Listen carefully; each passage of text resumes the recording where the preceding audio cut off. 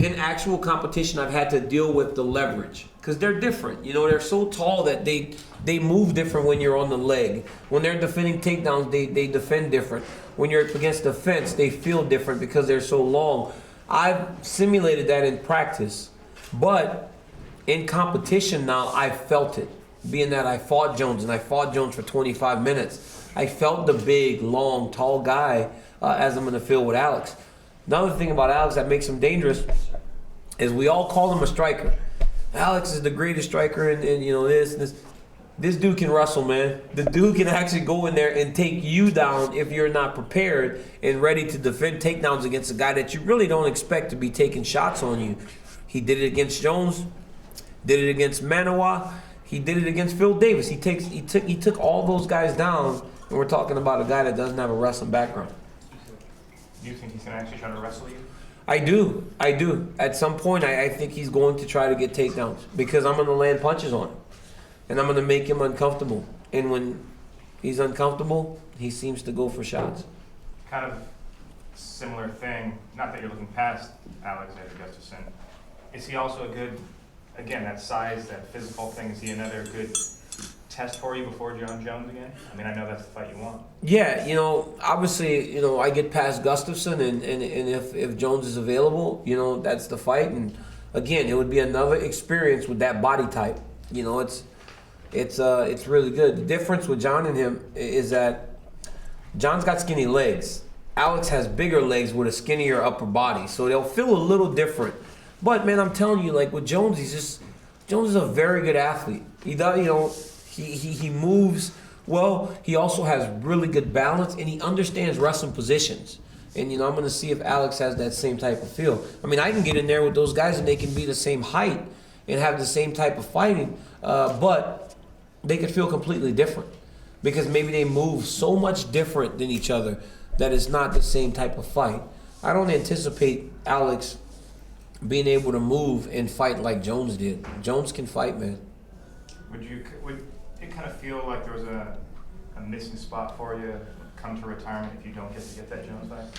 Yeah, that would be tough. You know, if I never got to fight Jones again and right the wrong, you know, the one blemish on my career, it would be difficult. You know, I would feel like that's something that as a competitor, I would want to fix, you know, but if everything's said and done and I never got that opportunity because of something that he did outside of the octagon or because his life isn't complete in terms of what happens outside of the cage, I can't control that.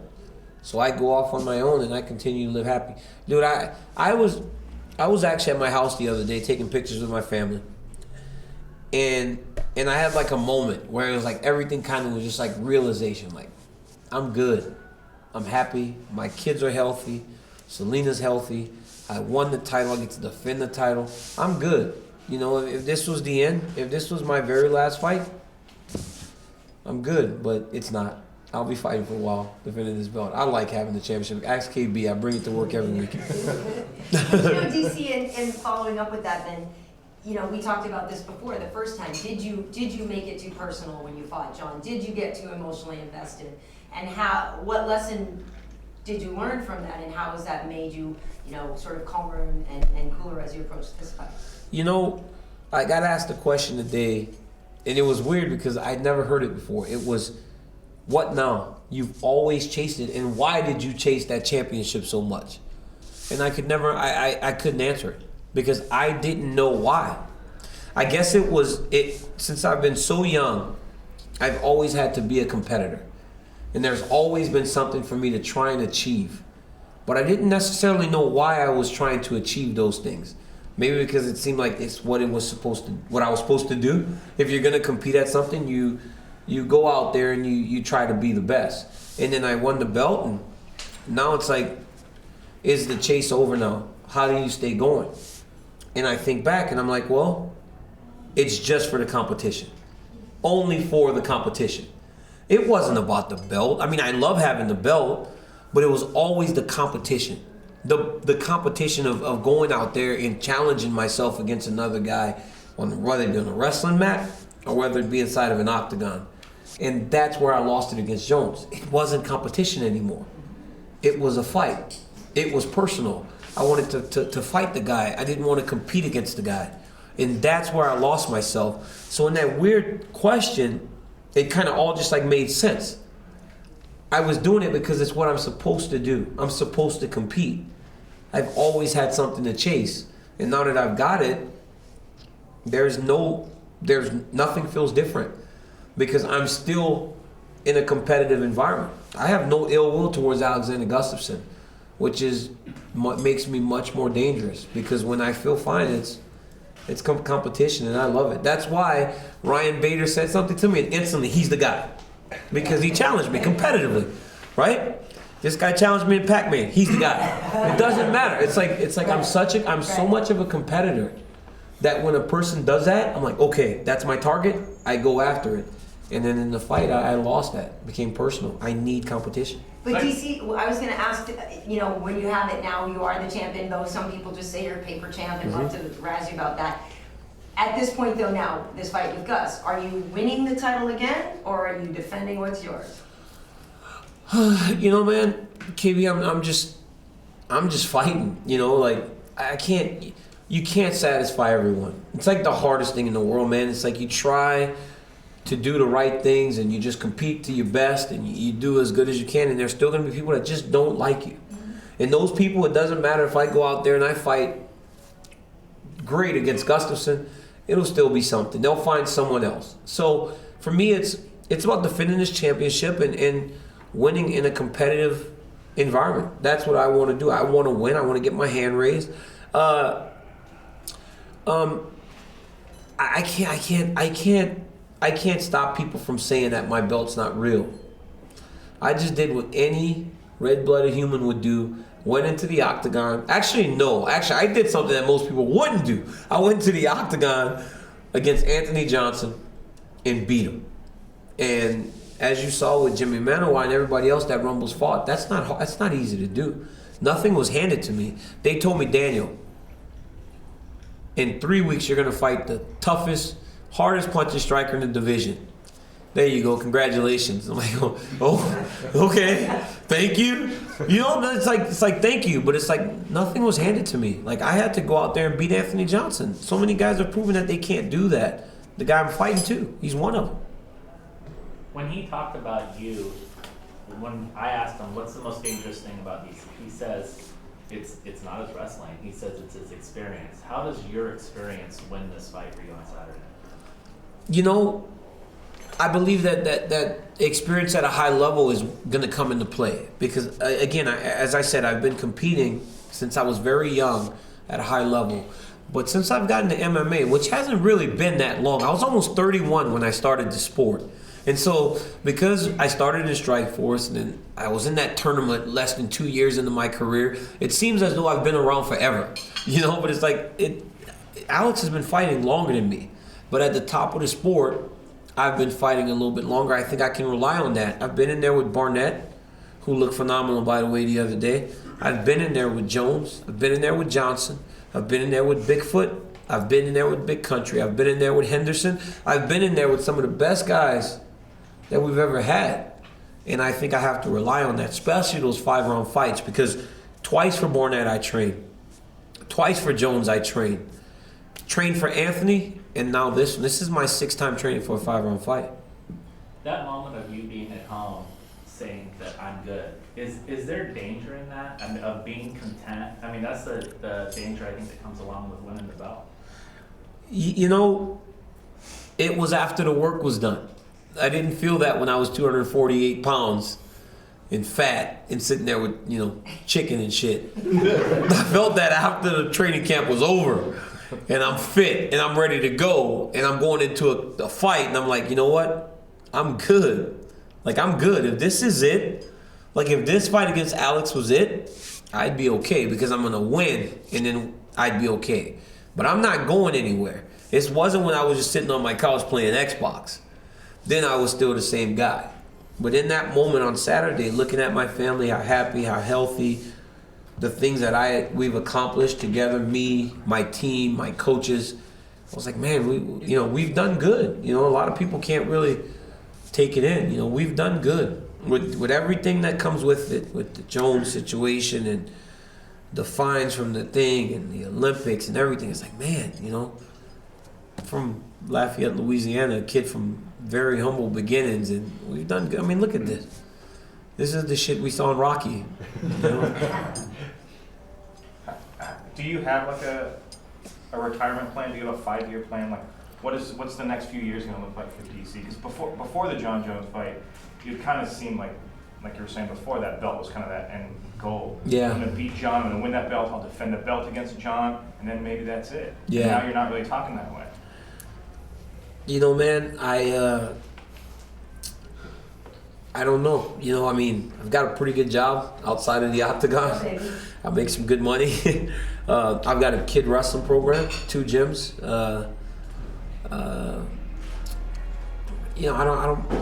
The idea of actually sitting at the studios with a nice suit on and people like powdering you up and, like Diaz said, powdering my shit, you know, but that's much nicer than getting punched in the face. So I try not to think about that as an alternative, because then it starts to look too good, you know. So it's part of my career after I'm done, and part of my career in the time being. But my focus is to fight. I want to fight for a while, man. Again, you know, if I was done now, I would have fought for 5.5 years.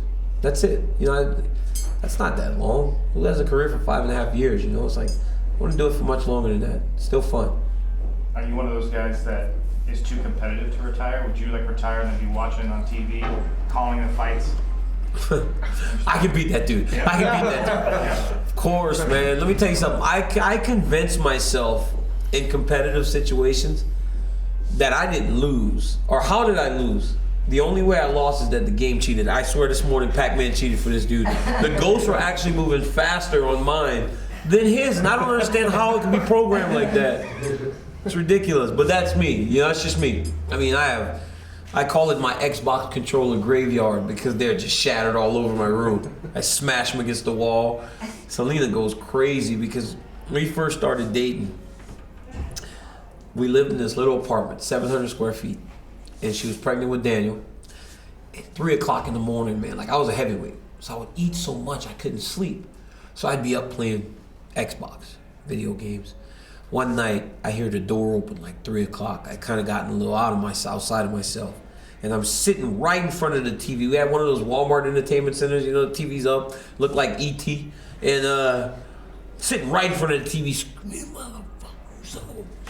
She walks out, looks, I'm wearing a freaking headpiece. You remember those headpieces like this? It's like in front of my mouth. And she's all, you're a dork. And she slammed the door. And lady said, that could have been a deal breaker. I said, nope. She was already pregnant. I had her. Boom. I was in there. I was already in there. But, yep, that's me, man. I'm just yelling like, and then sometimes, you know, you gotta be careful because you don't want that to be a kid on the other end, you know. I don't cuss. They cuss me mostly because I take no prisoners. I just smash kids by like 20 and 30. I'm just smashing like 5-year-olds, 7-year-olds. They're running in a circle like towards the basketball goal. It's pretty clear it's somebody young. I'm stealing the ball.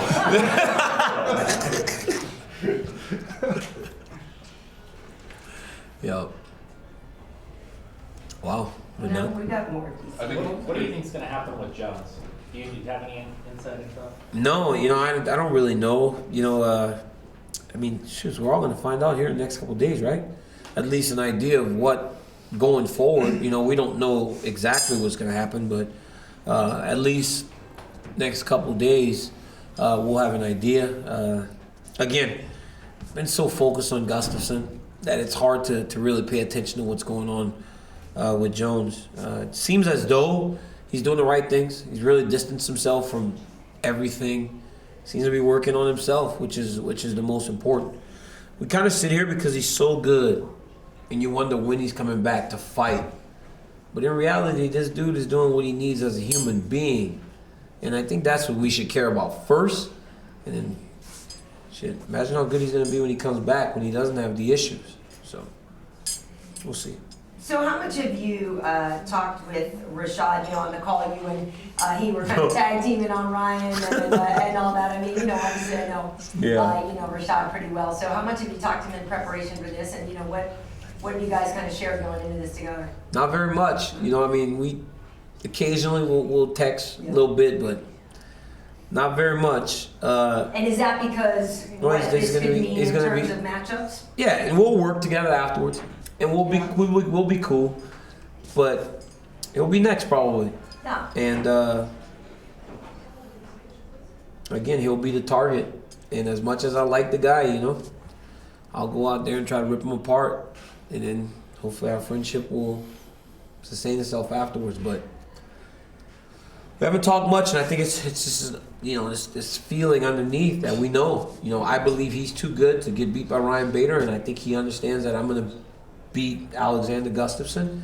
And if Jones is not ready to go, it's going to be him and I. So we'll see. How do you see, can you put on your analyst hat for a second and break down how you see Rashad against Bader going down? You know, it's a tale of like two different Rashads. Yeah. It's not Ryan Bader. Ryan Bader's going to be who he is. He's a much better version of who he was before, because now he's patient. Now he takes his time with his striking. He's more confident in his striking, which sets up his wrestling. So we know who Ryan Bader's going to be. Who's Rashad going to be? Is it going to be Rashad, the world beater that threw Chael Sonnen down and just literally held him down by the neck like he was his big brother and beat him up? Or is it going to be the tentative Rashad that fought Little Nog or Dan Henderson? You know, like, that's going to be the difference. If it's the Rashad that really went after those guys, he'll touch Ryan and Ryan will make a mistake. But if he's tentative, Ryan Bader will stay close enough, get just enough takedowns where he can win a decision. It's a tough fight, but I believe after all this time, Rashad will be who we expect him to be, and he'll get the job done. You guys don't know, this is Rosendo, don't know, right here. And this is Dan. I got a new nutrition coach because of the IVs and all that shit, so I had to change my nutrition coach. Talk about that. How does that IV ban, when it goes into effect, how does that affect you? Well, it does. You know, obviously I was a bigger guy. You know, I was like 250 pounds, and you know, I had to make weight first, and then I always used the IV. It was always my way of rehydrating. And then when they said they were hiring USADA, I knew. A lot of fighters didn't know that this ban was going to come. I was like, damn. I knew. It was like, you know, we couldn't IV when I was wrestling. So I was using Tyson, and he did a phenomenal job of helping me get down the weight. But then how are we going to do it after the weight? You know, what was I going to do to make sure that I could compete the way that I competed before? So I'm talking to Brian Stan, who is, you know, one of the smartest guys in MMA, and he's telling me about George Lockhart and Dan Leaf. And I was like, well, he's like, these guys are mad scientists. He's like, these guys, they get it, you know, they get it. And so I start talking to old Danny here, and Dan and I are talking, and I'm like, Dan, what are we gonna do to help me rehydrate? I go, I don't want to start cramping. Man, when I used to wrestle, I'd be throwing up, shitting, cramping. It was just horrible because I was so dehydrated and I was sticking stuff in my body that I didn't need to put in there. So I start talking to old Danny, and he starts talking to me about stuff that I can't even pronounce the words, and I'm like, all right, dude, come on. And so he's been at my house for a month. He cooks my meals. He sits and watches every one of my workouts to make sure that my body's responding the way that it needs to respond. If I'm sluggish, he understands what I need in order to help, you know, lift me up and get me back on point. So this guy's been a godsend. Like this morning, I was like 219 pounds. When am I ever 219 on a Monday? It's like ridiculous, you know. It's like I'm never that light, you know. But and I eat all the time. I'm constantly like this. No more. But he's constantly feeding me, constantly monitoring me, making sure that I'm okay. And he did something. They did something to rehydrate me that I don't quite understand. But Dan, tell him a little bit, not too much, because I don't want it. A little bit. About rehydration? Just a little bit. Well, with DC, the approach was obviously first to go to live with him and to focus just on his overall health. So we cleaned up his diet and just wanted to monitor his training. And as you can see, The guy looks great. He's held on to all of his lean mass, and he's really slimmed down. He's the lightest he's ever been at this point, which is a big part of it. We don't want him to have to dehydrate any more than is absolutely necessary. So the big challenge, obviously, for a lot of the fighters is now they can't use the IV. And an IV, as you know, is a saline bag. It's an isotonic solution, and all that means is that the osmolarity of that solution is the same as your blood, so that it absorbs in the cell more efficiently. So the challenge is to create oral rehydration solution that is isotonic, or as close as you can get to that, so that it absorbs in the cell very efficiently. A lot of fighters are very scared that, and rightly so, that they're not going to be able to rehydrate in the time that they have allotted, and especially through the blood-brain barrier, and to get fluid around the brain to mitigate concussion as much as possible. So that's why it's absolutely essential to get an oral rehydration plan in place for fighters that will get fluid through the blood-brain barrier into the cells and get the fighter where they need to be to compete just like they were with the IV. So that's what we're doing with Daniel, and we're very confident that he's going to be ready, and nobody's going to notice a difference, especially Daniel. I think he's going to be the best he's ever been. And it's shit like that. You see? It's shit like that. That's why. And that's why the guys, it's shit like that. So it's like, okay, I can believe in this. So I'm not scared anymore. Before I was scared, I was terrified. But it's stuff like this. Like I go into his room at my house, and he's like writing shit down on the tablet, and I'm kind of peeking like, what's he doing? I see this dude pretending to put salt on my food. It's nonsense. I know you're not putting anything. He's like moving the salt shaker. Doesn't give me anything. I'm like, all right, whatever. Is Celine on the plan too? She has been. Yeah, she actually has been, and she's dropped like 17 pounds. For her. I'm saying if you're in the house. Might as well use it, right? It's cooking. Yeah. So, yeah. Nice. Yeah, so he's got a plan. I'm not going to tell everyone, and these guys, and everybody, guys are starting to take notice now because everybody's going, hey, are you available? Are you available? But he's working with me and Islam Makhachev because, he's obviously one of my teammates. Do you see people jumping weight classes for this IV ban, or do you see people just competing unhealthy? I think, okay, so my biggest concern is early, I think guys will try to go around it. And I think they may get in trouble. This is what I think. Just from personal experience with people in wrestling, I think they'll try to go around it and they'll get in trouble. I don't understand. When USADA came on board, these guys have no idea what they are getting into. USADA, this is a whole different level, man. This is stuff that you have no idea. If you've been doing things and you think you're going to be able to get away with these things with USADA on board, you're in trouble. So I think guys will try to go around it right now. They'll try to steal IV and do that and kind of play the dumb card. There's no reason to be dumb anymore. You got to educate yourself, or if you can't, get somebody in a position that they can do it for you and make sure that you don't have to try and make your way around the rules. Going up in weight is not going to be an option. Guys will not do that. We know that. But I think right now they'll probably try to make their way around the IV thing. So did you have to fill out the whereabouts? How many times did you get tested? Did you get surprise tests? I did. I got surprise tested at my house.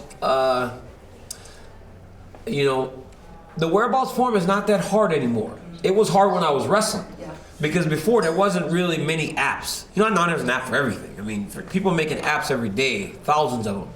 When I was wrestling, you had to actually, if I was to change to my schedule, I had to fax something and tell them that I was gone. Like I had to fax a new schedule. That was tough. Right now it's not tough. You grab your phone. I go, okay, well today, I got to stop in LA for this deal.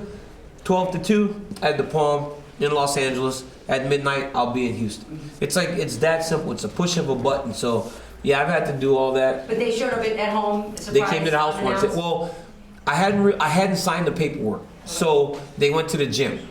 And when they went to the gym, the girl from the gym called me, and they came to my house, and we sat down and we had a good conversation. And it's fast. But I drink so much water that I was so diluted. Before when I was wrestling, if you were diluted, they had to make you drink something else so that you can actually get to the levels that they need to be able to test your P. Now, it's 2 times, and then they have to let you alone. So they don't pester as much as they used to. Do you do anything special to prepare for the fight? Yeah, I do. I mean, for the weight cut, you know, a ton of stuff. You know, my diet's obviously a lot cleaner.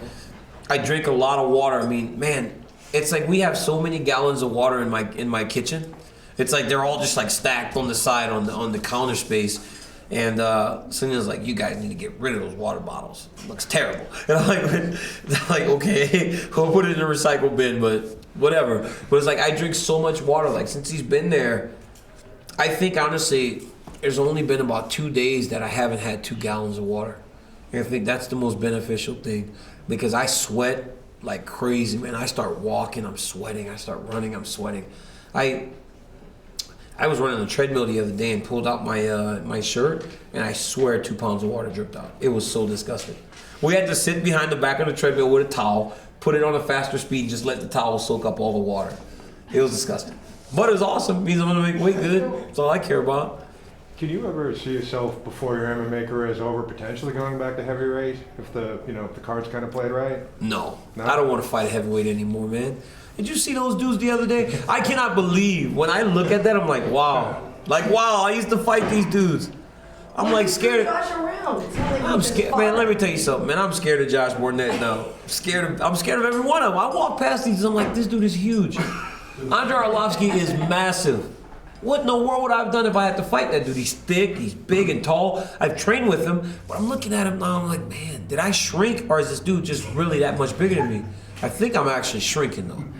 I don't know if that works with age. Like, you know, you say like people's ears keep growing and stuff. I think I'm actually getting shorter as I'm getting older. So it's not just the fact that Cain's in the division. You just don't want to. I don't want to fight Cain. I mean, obviously that was the number one. That was the reason I went down. Remember, when I made the decision, I was fine fighting those guys. Now I'm not fine fighting those guys because I fought guys that are actually still bigger than me, but they're like more my size. You know, when I grab these dudes compared to the other guys, it is the way that the difference in size. It's unbelievable. It's unbelievable how much smaller they are. How's Cain doing, by the way? We haven't heard from him. He's doing great, man. He's doing great. Dude's ready to fight. You know, it was Mexico City was awesome because he got to go down there and do that. He got to fight in front of the Mexican fans. But it was humbling because none of us thought he could ever lose that fight. I mean, I thought altitude, Fabricio being as good as he's ever been, I never thought for a second he could lose that fight. It was a big learning experience. As a team, as a champion himself, as a team, we have to be more aware. You know, it wasn't Cain's mistake to not go there earlier. It wasn't Cain's mistake to actually take a fight in Mexico. It was all of ours. As a coach, as a teammate, we all should have prepared him better because realistically, we just sent him out there. We got on the plan that he had set, and we just sent him out there, not knowing that was going to be not knowing that was going to be that big of an issue. You know, so Cain may have, you know, mismanaged that a little bit, but we as a team, we failed him because we should have stepped up. We should have talked to him. We should have did something to help him instead of sticking him out there. And essentially, he was just surviving for a really long time. You know, by the end of the first round, he was done. So he was just basically surviving in there. But we'll do it better next time. But he's great. He's always there every day, watching my sparring, doing the bike with me, lifting weights with me at 7 a.m. Everything. He's doing everything. He's great. I love the guy. When you initially got out to Mexico City, were there any concerns? Alarms ringing once you walked around and kind of felt in that area? Oh man, you know, so it was either one or two things. I had way too much food in 2 weeks between my fight and his, or this altitude was nuts. Because the moment I started drilling with him, I was off in the corner panting, and I was like, man, what is going on? It's like I can't breathe, and I was like, I said, how's Cain doing? And they're like, oh, he's doing great. He feels great. You know, how's Cain doing? Oh, he feels great. You know, and we thought he was. You know, and then he was doing fine at the beginning of the fight. Like that's the thing. Like when Cain starts to fight normally, it takes him a little bit of time to get a guy's timing, and then it's over. He starts to blitz him, and once he figures him out, it's over. But early against Fabricio, he was finding success. But then he took this really deep breath. And if you've ever I don't know if you guys have ever drowned. I've almost drowned a couple times in my life because, I couldn't swim back when I was younger. My mom put me in classes, but like, you take this breath when you're going under, you're like, and you panic. And he did that. And I was like, damn, what the hell's going on? Like, what's going on? And it's like, he took that deep breath, and I knew, man, I was like, man, we're in trouble. Because Fabricio got tired early, and then he started to come back. And when his cardio started to come back, we weren't coming back. We were still continuing to do this. And I was like, man, we're in trouble. And all you can be is supportive and try and help. So we'll get it right next time. You think it's going to be a different fight in normal conditions? I do, because, man, honestly, man, Cain was in shape. He was prepared to fight. He was ready to fight. He was in great shape. Cardio was on point. But you're asking me. I'm as biased as they come, man, and I'm not proud of it. I'm biased. Yeah, I think it'll be different, much different. If they offered you Jon Jones in Mexico City, would you take that fight? No, I would not go fight in Mexico City. Fans have asked me, you want to go, DC, when are you going to fight in Mexico City? I'm like, you know what? I love you guys. Food's great. It's awesome. Love the environment, but I'm not going to fight. The fans were nuts there, though. At one point, I was getting choked. That was crazy. At one point, I was getting choked. I went, caught myself taking some pictures. They were grabbing me like this. At one point, some dude was choking me. I was like, wait, why choke me? Like, what are you're choking me, bud? Like, why are you choking me? I never understood. Why would you choke me? So DC, when you were fighting Jon, you brought your buddy Liam Aguirre in to play the role. Yeah. Obviously, Liam was busy, did well against Tito, kept his title. What'd you do this time? Because Gus, obviously, very similar. Yeah. Because certainly everybody just figures, okay, you don't want to stay in Gus's range. Yeah. And you being a wrestler, you want to get in close to him anyway. But what did you do to prepare? Were you leaning extra on Luke a little bit, even then asked him to sort of change up his stance? I used Luke, and then Ruslan Magomedov. He's Okay. 6'4", 245 pounds, kickboxer with a Sambo background. So he was there for 8 weeks straight. Okay. He never left. Ruslan came from Russia, and he's been there for 8 straight weeks. And this dude's great, man, because he's got really good stand-up, and because of his background in Sambo, it's harder to take him down. He's got really good balance. He's big and strong. Yeah, he's been a godsend, man. But I rely on Cain. Yeah. Cain pushes my cardio, man. And I feel like if I'm in shape, it doesn't matter what these guys are doing. I feel like if I'm in shape and I can go 5 hard rounds, my style will usually, it'll be close. Like, it's close. And then as the time goes in the fights, as you've seen in my career, I start to distance myself because of the style of fight that I fight. Well, anyway, at some point you have to worry less about what he's going to do and just think about what you're going to do. That's what I don't do. Dan actually told me this after spending a month. I was doing interviews, and I said, I really don't care about Jones. It was when I said, I really don't care about Jones. And I was telling Dan, I was like, man, I don't sit here and talk about Jon every day. He goes, hell, shit, I've been here for a month, and I don't think you've ever said Alexander Gustafsson. I don't think about these guys. I'm worried about myself. That dude, he goes, I don't think I've heard you mention Gustafsson unless you're doing an interview. In 4 weeks at my house, I don't talk to him about Alex. Why? I have to take care of myself, and I believe that my skills are what's going to carry me in those situations. So I don't worry about what Alex is doing. Khabib texted me, DC, brother, this guy's training very hard. He's lifting weights. He thinks he's going to win. I said, well, okay. Thanks, Khabib. Yeah. Khabib's trying, thank you, Khabib. I appreciate it, but it's like I don't really think about what the other guy's doing. And you always prepare for a 5-round fight. I prepare for the hardest fight that I'm gonna get. Do you think you'll be able to finish him within that distance, though? I mean, I could potentially finish him within the distance. It's just a matter on how the fight goes. We'll see how it goes early. As the fight starts, I think that's where you see how the fight's gonna play out. We'll see. I mean, it could be a dog fight. It could be super tough, but I always see myself winning, even if it's tough and bloody and nasty. I see myself winning. If it's not, I see myself cruising. I don't know, but I do think I'm gonna win the fight. At what point does your team come to you with the game plan? You say you don't think about your opponent, but at some point along the line. But it's a game plan. It's for him, for his body style. But it's our game plan. It's our game plan, which honestly, our game plan doesn't change very much. It's let's punch this dude. Let's take him down. Let's pressure him. Let's move forward. Let's make him work for every second of this fight. That's what we do. So it's like, it's not, okay, Alex is going to throw this punch, or Alex is going to throw this punch, or Alex is going to do this, Alex is going to do this. It's like, okay, Daniel, 8 weeks before the fight, we know this guy's going to circle. We know this guy's going to throw a jab. We know he's going to move. How do we counter that? We figure that out. We start doing that, and then for 8 weeks, we do that. And then for me, my coaches, and they believe that if adjustments need to be made, they believe they tell me, and I'm a guy that because I'm a coach myself, I can actually make the necessary adjustments inside of the octagon. Who you taking, Tyron or Johnny? Fuck, man, don't ask me that.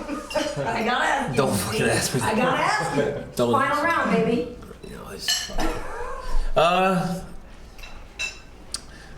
you know, man, let me tell you something. Let me tell you one thing I've mastered since I started doing TV. All right, so Tyron, you have, you know, a guy that's unbelievable athlete, big punching power, and you know, T Wood's real hungry because, you know, he's finally in a position where he can earn a title shot. Hendricks, obviously we all know about his wrestling, big left hand, big power, from the great Oklahoma State University. You know, it's a tough fight. You know what I mean? Yeah, it's a tough fight. But that's what you do. You talk in circles. That's what you learn when you do TV. You talk in circles, you trail off, and if you talk in circles, trail off. No. But if I have to pick, I mean, obviously, I'm gonna look. Listen. I don't hide it. And again, I'm talking in circles. I'm a homer, right? I am a homer, so I'm gonna stick with being a homer. I'll take Johnny Hendricks. He went to Oklahoma State just like I did. So there you go. I talk in circles. Eventually, you get lost in the maze. You're like, okay, what? Where are we going with this thing? Yeah, it's good. It's a tough fight, though. Tough, close fight. Very close fight. What was, did you have any opinion on Nick Diaz getting a 5-year suspension? Yeah, I did. I thought it was horrible. That's terrible. I mean, you try not to pay attention to the internet, right? But you got Twitter, and you see things. And sometimes they break down some of the other things that guys have done, and then you compare it to what Nick has done. And I understand that Nick is a repeat offender, but there's no reason to, I mean, come on, 5 years. It seemed as though, I mean, they actually tried to make it even more. That's the crazy thing. It's like when they started deliberating, and they said lifetime, I'm like, oh my God. So by the end of it, I was okay, 5 years.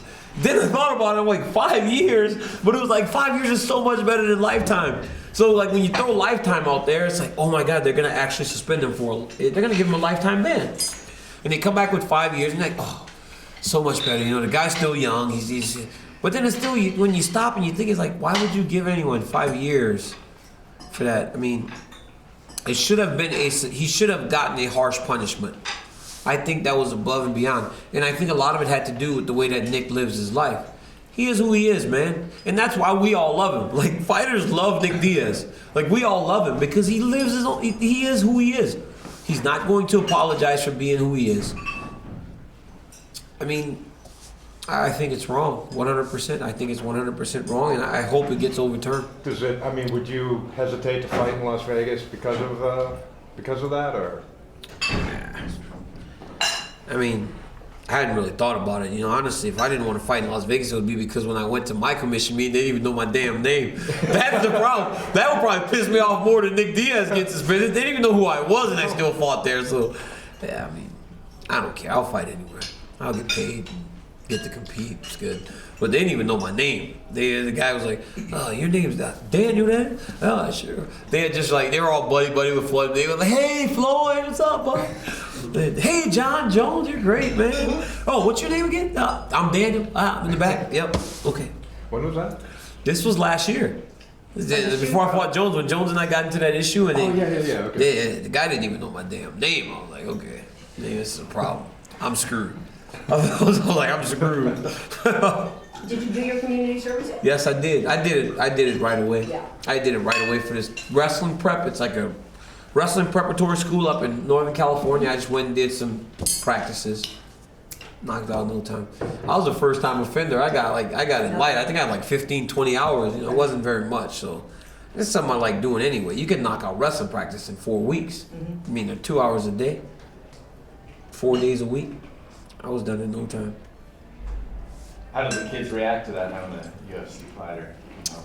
You know, it's okay because those kids actually see me a lot. I do a lot of that stuff. You know, so it's not like it was like out of the ordinary. You know, I was just at their practices more. But I do a lot of that, man. I got a kids club that I coach every week. I coach. Now I don't do Monday anymore because I used to do the cardio. But I used to do the cardio and the weightlifting on Monday. I do wrestling practice on Tuesday from 6 to 7. And then I do wrestling practice 6 to 7:30. And then I do wrestling practice on Thursday from 6 to 7:30 at the gym. Like I move my training around to do it. So at 7:30 I do my Tuesday night workout because I have to coach my kids club. I've got like 45 kids in there now, 35, 40 kids.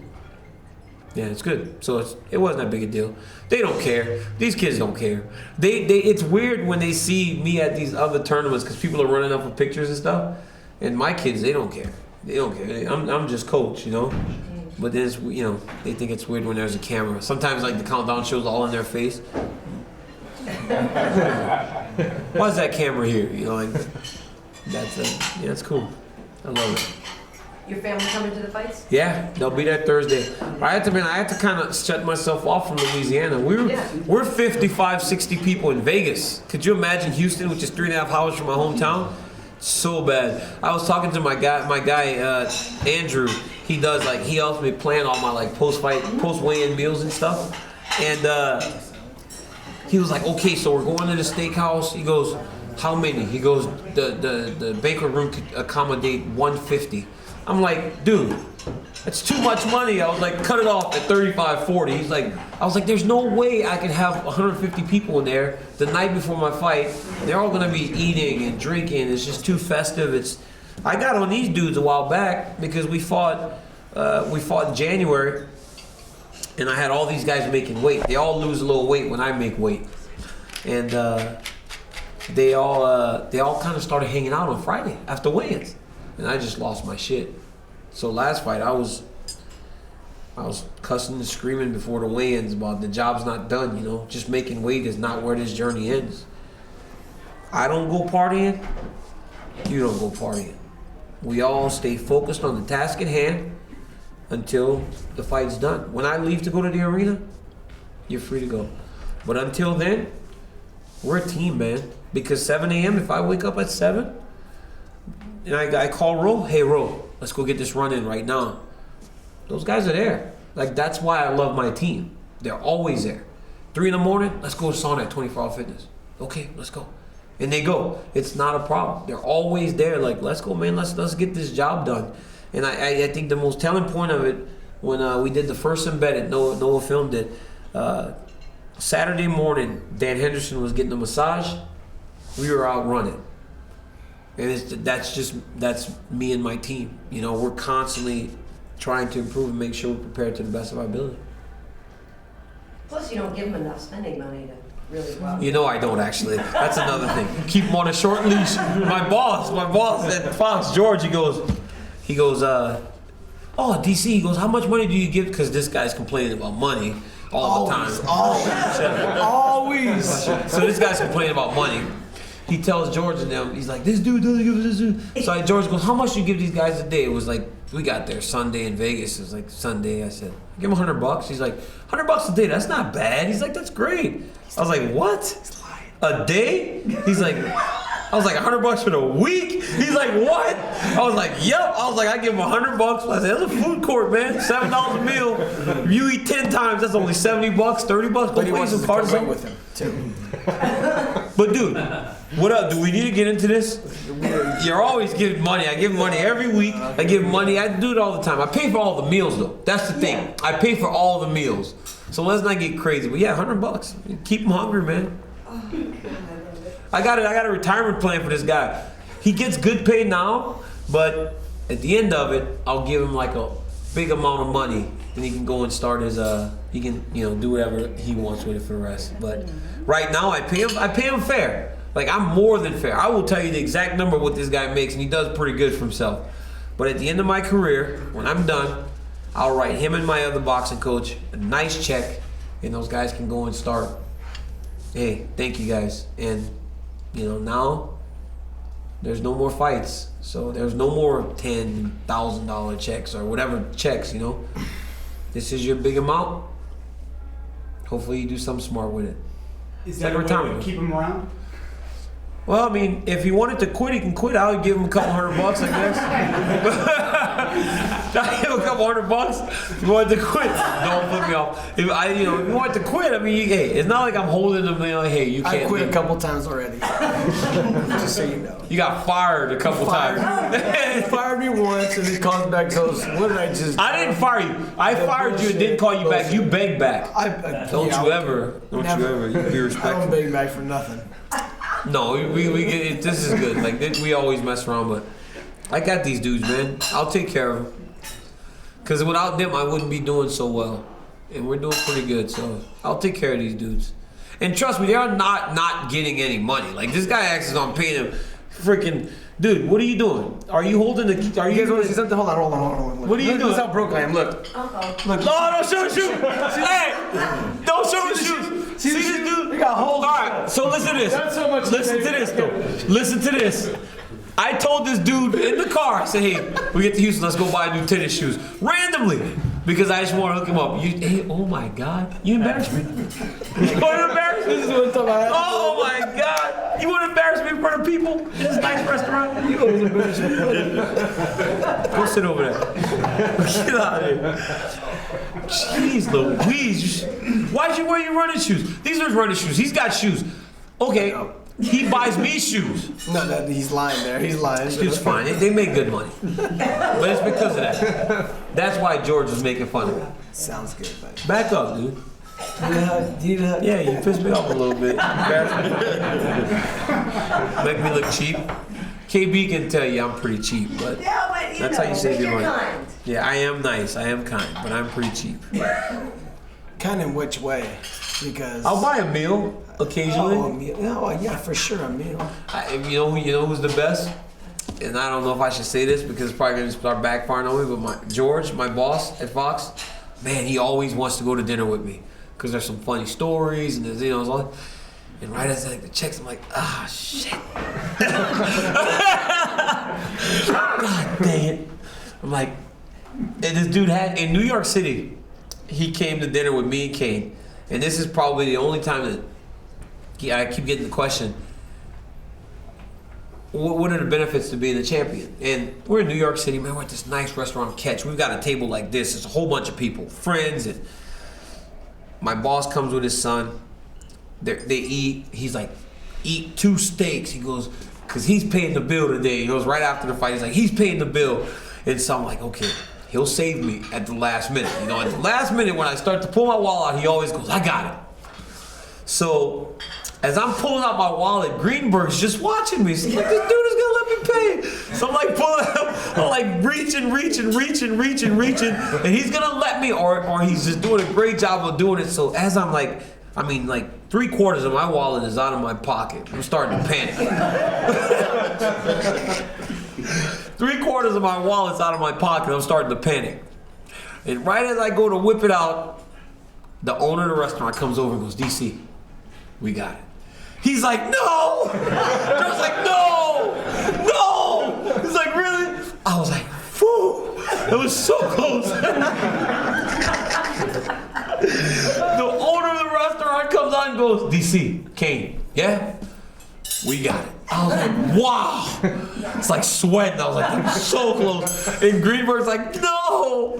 He's like, no way. He was like, no way. I was like, dude, I dodged a bullet there, boy. Wow. I was like, wow, you're such an ass. You're going to let me pay. He was like, yeah, I was going to let you pay. It's about time. All Swedish meatballs on him. Like every time in Sweden we had meatballs all on George. It was great. But he was going to let me pay, man. God, what a jerk, huh? What a guy. What a guy. What do you spend money on? What do I spend money on? Honestly? Tennis shoes. I buy a lot of tennis shoes. It's like all the tennis shoes I couldn't get when I was a kid, I buy tennis shoes and I really don't spend it on much. I don't have to spend much. Selena spends enough for both of us, man. She knows how to get down She knows how to spend some cash at times. Gotta watch her. So the Reebok deal, it seems like it's in a step toward making the UFC like other leagues, like the NBA, NHL, NFL. Yeah. And those leagues all have, player associations. Yeah. Does a fighter association make sense for MMA? I don't know, man. What are the reasons? What are the reasons? Like, I mean, I don't know. I don't know. I would have to sit and really think about it. I've been treated fairly my entire career. Reebok's doing very good by me. So I don't know. I don't know. But before, I used to think that the Reebok stuff, when it first started, I was like, man, it's kind of weird. Everybody looks alike. But now I was watching Saturday and I told my girl, I said, it's really just normal. I go, it's really not that big a deal. It looks like every other sport. You don't get to wear anything you want. So I don't really know. I haven't really put much thought into the Fighter Association thing. I randomly get stuff on my Twitter or on my Facebook, but man, I'm so busy and so worried about every other thing that's like the last thing on my mind right now. Give what they want, bro. Just give the people what. Give the people. Oh, you guys ready? Oh, nice and slow. Look at that. He's savoring every bite. He should make a commercial for cheesecake. Rosendo Sanchez. Stop. Don't do that to me. See that? Look how rude. Don't do that to me. I feel bad for that cheesecake. He'd be off in the corner. Rosendo would be off in the corner with his cheesecake by himself. What are you doing eating cheesecake? It's good, man. And sometimes you can't have everything that tastes good to you, man. Oh, shit. I put the fork down. Oh my God. First time he tried to make weight, he was in the sauna, man, with his plastics on. And he was almost dying. And Rudy was like, I was. The first time? Yeah. Mariah gave you a sandwich, man. You know Mariah, the masseuse? Mm-hmm. This dude was in the sauna on the ground, man. Rudy said, help him. I'm like, no, he's fine. He's like, he's gonna die, man. I was like, no, look at him. His stomach was just sticking up in the air like this. I was like, this dude is fine, dog. You're lying. I was like, this dude is fine. I was like, look at him, he's good. So then Rosendo was like sitting there at the weigh-ins, right? I was still a heavyweight. So he was like, Mariah felt sick. She's like, is he okay? I was like, this dude is fine, man. Y'all stop feeling sorry for him. But he's like all sucked. His eyes was all sucked in. How far did he go? Like 5 pounds, baby. 7 pounds. This dude 5 pounds. It wasn't 5 pounds. You're full of shit. How many? We started at 68, ended up at 47. Okay. Not in Houston. Yeah, it was. And then the last one was 140, and I started like at 68 when I made the $1,000 bet with Shane. Those are pretty good. Rudy actually, That's a good cut. Rudy was sucked in bad. But this dude was sitting there like this, look. It's tough. I walked away, come back, he eating a sandwich. I was like, who gave him a sandwich? Mariah was like, I had to feed him. He looked like he was dying. They gave him a sandwich, bro. Mariah gave him a sandwich. She felt so bad for this dude, she gave him a sandwich. Like, what is going on, man? That's funny. Dude was sitting there like this. But because he's from boxing. Well, from boxing, he used to always just put his plastics on and just take off all the weight. Well, you can't do that when you haven't been training, so he took the same approach, almost killed himself. That shit was funny, dog. That was one of the funniest times that we've had, like, on the road, when you was in Houston trying to make that weight. You didn't even really have to make weight, I don't understand what you... Not that one. No, but the other one's... That was when you were at heavyweight? I was like 225, though. I went down. I was the one before I went to... Because he ate everything and anything, and you hear me, let's go eat it, whatever. Yeah. That was horrible. He'll eat anything. Give it to Mikey. He'll eat anything. For sure. You good, cheesecake. He's straight now. I'm straight. He's off of you. Look at it. It was good, man. I don't want cheesecake. I'm good. Dan, do I need cheesecake? No, you don't need I'm cheesecake. good, man. Fuck that cheesecake. Are you sure? Yeah, I'm good. You want to know? Dan, you really want to know the truth? Yeah. Best cheesecake you ever had? No.